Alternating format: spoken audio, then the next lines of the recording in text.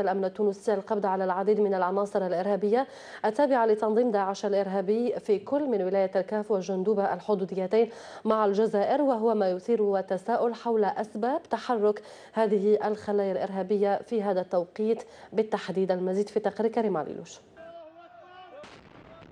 تزامنا وتضييق الخناق الذي يتعرض له تنظيم داعش الإرهابي في كل من الموصل بالعراق وسرت في ليبيا، ظهرت في الساعات الأخيرة مؤشرات خطيرة لتحرك خلايا تنظيم داعش الإرهابي في تونس، استعدادا لما يبدو أنها محاولة للانتقام لما يحدث في معقليه الرئيسيين في بلاد الرافدين وشمال إفريقيا، حيث نجحت الأجهزة الأمنية التونسية في تفكيك خلية إرهابية تابعة لتنظيم داعش متكونة من 4 أفراد في ولاية الكاف الحدودية مع الجزائر، وإلقاء القبض على أمريكيين خططا لشن هجمات في ولاية جندوبة.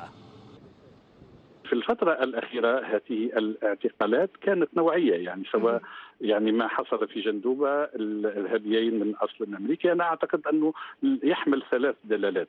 يعني أولا أن منطقة شمال إفريقيا ما زالت مفتوحة على الأخطار الأمنية، والدلالة الثانية أن قرب الإرهابيين من المناطق الجزائرية التونسية فيه ربما رسائل لدول الجوار، والدلالة الثالثة هو أن القبض على هذين الرجلين يؤشر على قوة الاستخبارات في تونس والجزائر. تطورات خطيرة تأتي تزامنا وورود تقارير تشير إلى قيام دول بتخطيطها لإرسال المئات من مسلحي داعش نحو ليبيا لنقل معقلهم إلى العاصمة طرابلس للتأثير على استقرار دول شمال إفريقيا وبالخصوص الجزائر، تونس، مصر وموريتانيا.